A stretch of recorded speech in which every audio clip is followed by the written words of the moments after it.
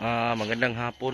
So ngayong hapon po ay gawin nating episode sa vlog ni Ayla. Kasi may nag-comment kasi doon na baka daw kamag-anak si Ayla nila. So gusto po nila malaman yung apelido ng alaga kay Ayla, yung nagpalaki.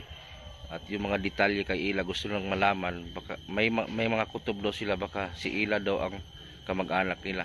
So ngayon punta natin si Ayla. Para po ay interview natin ulit at alamin kung yung ano pa yung mga kailangan malaman natin sa pagkatao ni Ayla. Kasi may nag-comment kasi na baka daw kamag-anak nila si Ayla kasi may kutob daw sila na kamag-anak nila si Ayla. So ngayon puntahan natin. So galing po ako doon sa bahay. Mamaya pakita ko din yung update sa bahay. Ano? Bahay ko. Mamaya pakita ko mamaya. So si Ayla, nako wala dito, hindi ko naabutan si Ayla. Umalis, pero di ko alam kung babalik si Ayla. Tanungin natin yung asawa ni Ayla kasi andito, ayan o.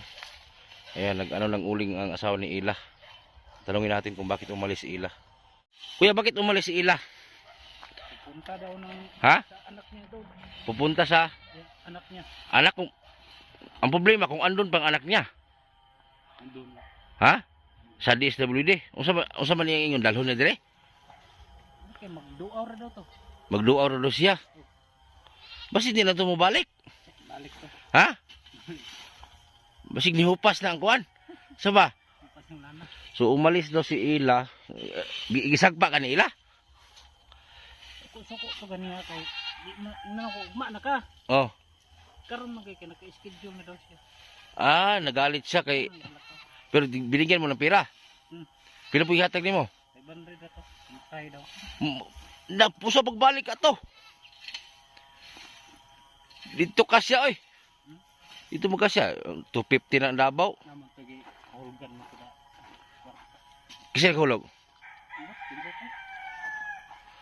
So si Ayla umalis daw kasi magpunta daw sa DSWD. Kaya puntahan daw yung anak niya. Yun ang sabi ni Kuya.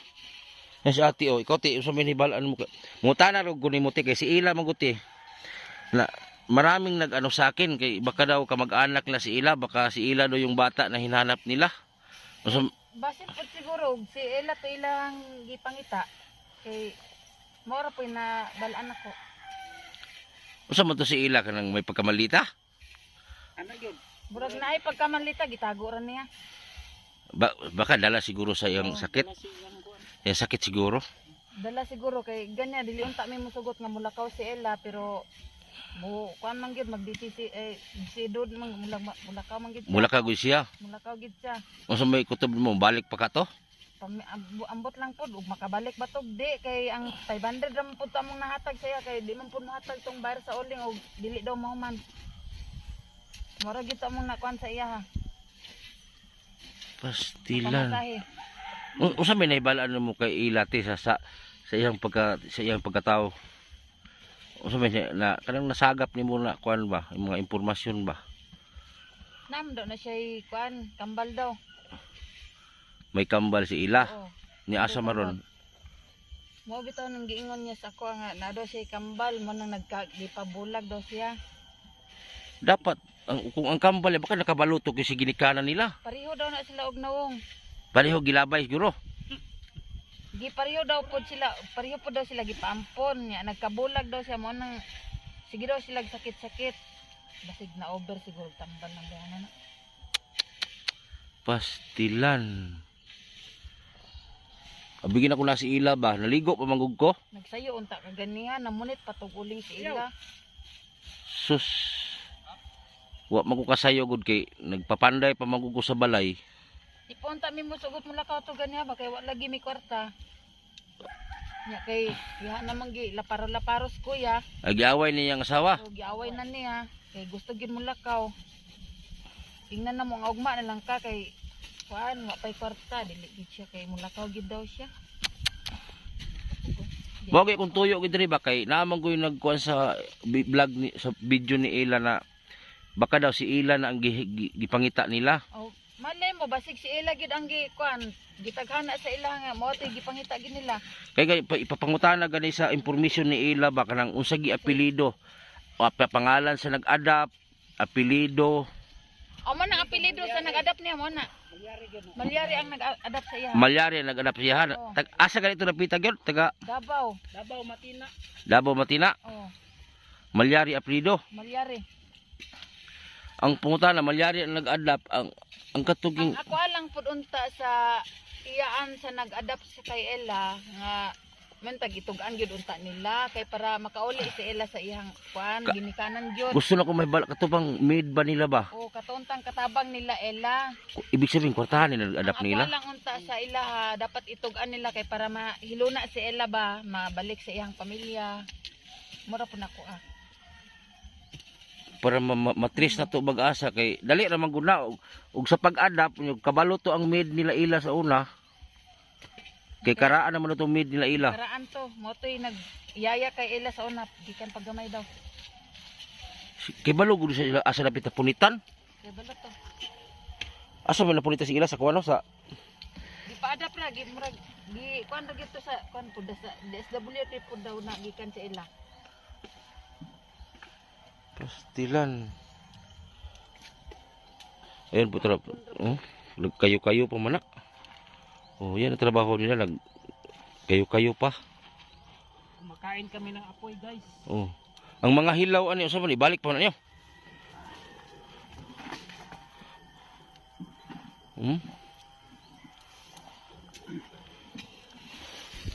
Halata man kay ilang nga di sa sanay sa trabaho god. Dili gyud. Sanay. Oh. Ang kamot lang gani ato gagmay nga way kubal. Gikas dato naadto pobre. Oh. Mubalik gid ka sa pobre. Sila lumaki sa mayaman na pamilya, biglang napunta sa ulingan. Pero at least kwarta man puning uling, marangal man yung trabaho, dili man ni Dili man ni Kinawat. Hindi ninakaw, pinagpawisan. Pinagpawisan Oh. ko yan. Tulad sa akin ngayon. Oh, Pinawisan ako ng maraming singot oh, ngayon. diha na. Pero si Ilag mo balik, imo gitong panggaon eh. Okay. Kaya abon mo si Ila kung maka-recover sakit, yahay kay ka. Kaya makatrabaho man to. Magtugi. Ako magitong gina. Nakagani gusto Nakagani gusto magpa-eskwela. Hungitan nimo?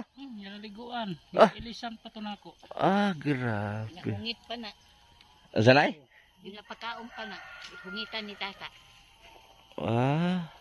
Namo ko to sakit gud si Ila gud, di man gud to nato masisi ngon inana yang behavior niya. Nagsakit-sakit ba? Sakit-sakit. Pag maayo siya, dugay na mo mangulingay gyud. Dugay na. Sila po ko sundog. Ah. Dugo na mi katuig bro ay mura. Yan o. Yan o, binubuhusan, nagbabaga, binubuhusan ng tubig kaya para mamatay ang apoy. O, ganyan po mag-uling. Ganito mag-uling, guys. Pinapuyatan din to. O, tapos bilihin nyo lang mura. Tapos init. Pastilan, pasmong labas. Init pang apoy, init pang araw. O, Bili ang init ito. o.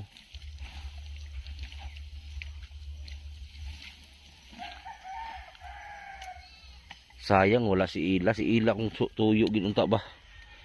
Kaya si Ila naman kung nakahibalo unsa gyud dapat ni isulti.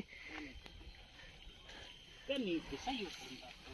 Diha man ko sa balay nagpapanday man ko. Kaya ako apong nabalaan gikan tapos siya ha. Luoy big kaagi si Ila baya. Di ba lalim mudako kang wa kay ginikanan nga wa yu kabalog kisi mong inang amahan. Pamanak likod kawayan. Oh. Ang pinagdaanan ni Ila, ganon din ang anak niya. Mas bintahan na kay nailhan ni yang anak, nakaila pud. Mas binta gani ang anak kay ang anak niya na ilhan siya. Ang siya, Wala na ilhan. oh. Makaklaro pa ka na og uling nay?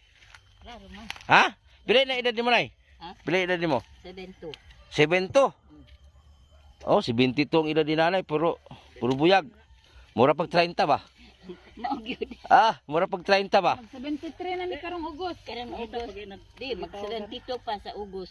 Mag August 5, mag 72 ka. Mangita pa kag uyab. Ayaw na. Ayaw na. Di na ko. Di na ka. Balo na ka na, balo na. Mm. Pila anak ni mo nay? 5 lang. Kani?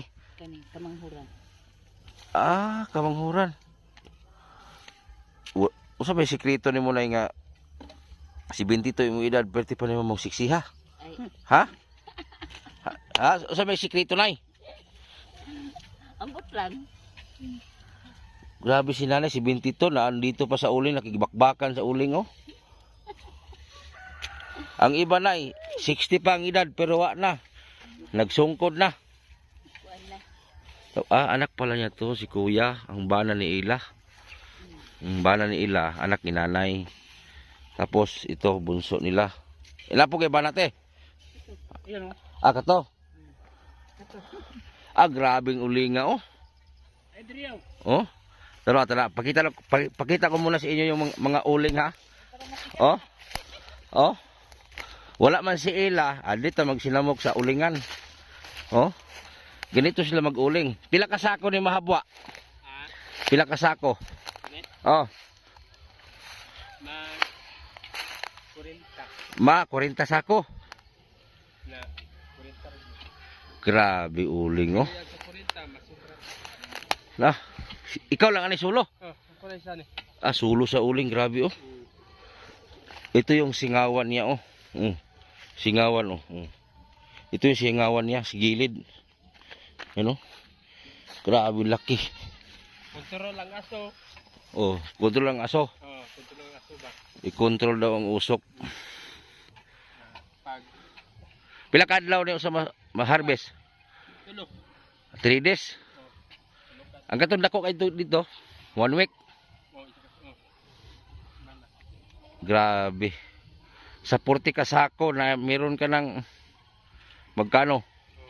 Pila halin sa 40 ka sako? Kuan. 12 na yata.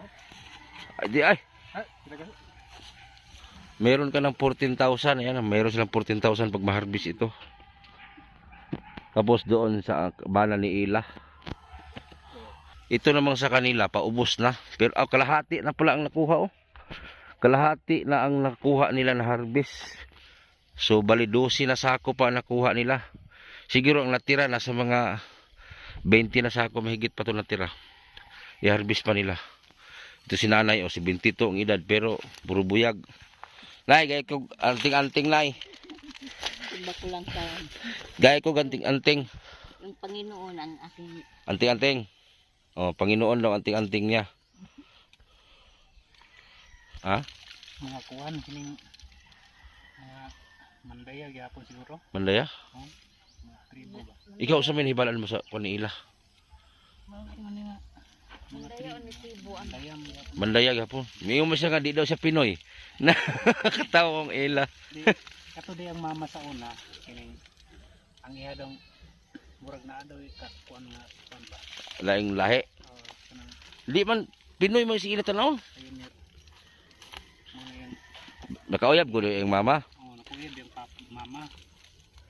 Problema kay mantak balog asa pa ginikanan ni Ila god. Mo ni maglisod tig dres. Lisod mo po, di mo po na Amerikana si Ila. Ugna. Abangan na lang po ninyo sa pagbalik natin kay Ila kasi ngayon wala po talaga si Ila kasi ang sabi dito sa asawa si Ila daw nagpunta doon sa anak niya sa DSWD. Ang tanong kung andun pa. So yun po yung pinupuntahan ni Ila kasi inaaway na po yung bana ni Ila kay gusto niya schedule kasi ngayon nga magpunta. So gusto na ni Ila magpunta sa anak niya. So talagang umalis, hindi natin abutan. Kung naaga-aga ako magpunta dito, siguro maabutan ko pa. So antayin natin magbalik si Ila kasi ang sabi daw ni Ila, sabihin na daw ni Ila sa episode 3 tanan yung dapat na malaman, yung para malaman natin yung totoo ba. So sasabihin na daw ni Ila lahat. So abangan niyo po yan kasi pagbalik ni Ila, talagang interviewin na natin siya ng masinsinan. Yung seryoso na interview, lahat-lahat na ilabas niya yung nalaman ni Ila. So abangan nyo po yan. So ngayon, idugtong ko po yung vlog ko, yung bahay, i-update natin yung bahay na pinagawa natin na sponsor ni Ma'am Brown. Salamat Ma'am Brown sa sponsor sa bahay. Iwan ko lang kung mabalikan pa mabukas yan kasi wala tayong budget na. So tara, puntahan natin yung bahay natin. Yan, mag-update tayo sa balay. Ayan, ang bahay natin na maliit. Ito na po yung update sa balay na ipagawa natin, no. Baka magtaka kayo sa bubong na maiksi. So binago po namin yung style kasi sobrang sikip po talaga. Si dati dito lang yan, hanggang dito lang, oh. Yan, oh. Ngayon dinugtungan namin para G's ang haba plus 8. So 18 po ang sukat papunta dito. Galing dito hanggang dulo 26 by 18. Yan dito tapos na yung kwarto. Flooring na lang kulang, dingding. So ito yung kwarto, dalawa. Tapos yung sala, ito. Maluwag na yung sala. Tapos ang dugtong niya sa likod, kusina. Kusina pong dugtong. Maraming salamat nga pala kay Ma'am Brown. Ma'am Brown, maraming salamat po sa tulong niyo po na unti-unti lang mabuo yung bahay. So maraming salamat po talaga. Pero kung hindi man ito matapos, at least konti na lang ang kulang. Kasi ang kulang nito, dingding na lang, flooring.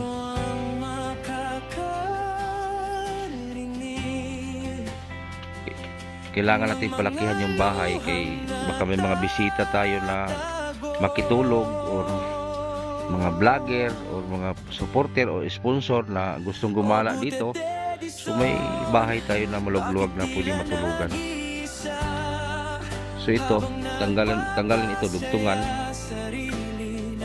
para maganda tingnan. So yung mga ibang haligi palitan yan. Yung iba tinanggal na nga eh. Kasi may haligi na tayong pinaputol. Ito na, oh. Ito mga malaki. Yan yung gawing haligi. Tapos sa likod, pakita ko sa inyo sa likod, ha. Ito kwarto ko to dito. Malawak ang kwarto. Dito medyo pinaiksian ko yung isang kwarto. So itong lansones, wala akong magawa. Kailangan itong putulin. Putulin talaga itong lansones kasi aabot yung bubong dyan eh sa kusina. So ito yung pinto sa kusina. Ito yung pinto sa kusina. Bali yan, sala yan, sala yan hanggang doon. Tapos kwarto, dalawa. Ano. Tapos na na pile. Yun, maganda yung pagkagawa.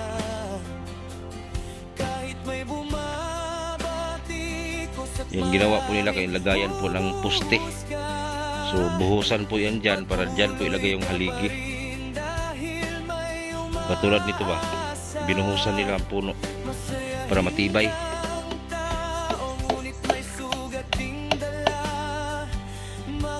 Inuulit ko, maraming salamat kay Ma'am Brown. O baka may gusto pa diyang tutulong kay Butete. O ngayon, ako na naman yung nangailangan ng tulong sa mga lahat ng sponsor. Baka pwede maghingi ng tulong sa inyo para lang matapos-tapos ito. Ako na naman naghihingi ng tulong sa inyo mga sponsor ko dito sa aking channel. Siyempre marami na din tayo natulungan, napabahayan yung iba. So ngayon ako na naman yung kailangan ng tulong. Kasi panimula na naman tayo dito sa lugar kung saan tayo lumipat. Yan o, maluwag din yung sala natin. Sala yan, sala. Dito yung kwarto. Pero yung bubong na yan, baguhin yan ha. Kasi nag-extend ako dyan eh. Baguhin yan, lagpas yan dito banda. Kasi ang pinto doon eh. Kasi ito, kalsada ito eh. Kalsada to dito. Kalsada. Hanggang doon ang kalsada nito eh, dulo. Ito nga oh. May ibinta dito sa gilid ng bahay ko. Ibinta 200,000. May ibenta pala dito 200,000 katabi ko. Ito. Sayang ba? Sana makuha ko to ba? Ito isang lote din to. Hanggang doon sa may mangga. Yung mangga na yan, lote din yan. Papunta dito. Ibenta ng 200,000. Malaki yan. 250 square meter yan. Kasukat. Kasing sukat din dito. Ibibenta po ng 200,000. So sana kung may pera lang ako, kukunin ko na lang to para malawak ang lote ko ba. Para pwede tayo mag-alaga ng kung ano-ano alagaan dyan. May mga prutas pa, lansunis, may rambutan, may marang, may pumilo, yung buongon. 200,000 lang to, katabi ko. Tapos magmahal talaga ang lote dito kay malapit na po masimulan po ang munisipyo dyan. Masimulan ang munisipyo dyan sa baba. Magmahal na itong mga lote dito. Ito 200,000. Maganda sana kung may pera tayo para maiisa na sa lote natin.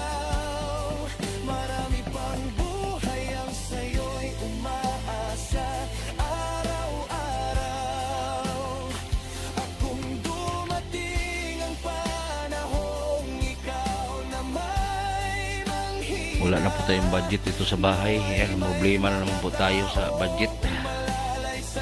Sana magkaroon tayo ng budget na naman para talagang matapos-tapos to. Ang bilis lang talaga ng pera gastusin. Dito ako nalakihan sa kahoy. Sa kahoy po ako nalakihan. Materialis, grabe, wala lang materialis ngayon, mura, puro mahal. Magkano ang araw sa manggagawa?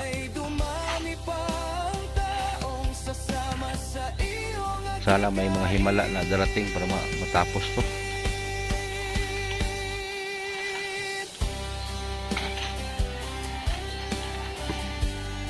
So hanggang dito na lang po yung video natin. Maraming salamat sa inyong pagsubaybay sa bawat vlog. So abangan na lang po nyo si Ella, kasi talagang si Ella yung pakay natin ngayong araw sana. Kaso umalis si Ella, di ko alam kung kailan babalik si Ella. Para malaman talaga natin kung ano yung totoo doon sa mga sinabi ni Ella. Kasi may naghahanap na po kay Ella, baka daw kamag-anak nila si Ella. So si Ella talaga ang pakay ko ngayong araw sana. Kaso wala. So hanggang dito lang po ang vlog natin. Maraming salamat po sa lahat.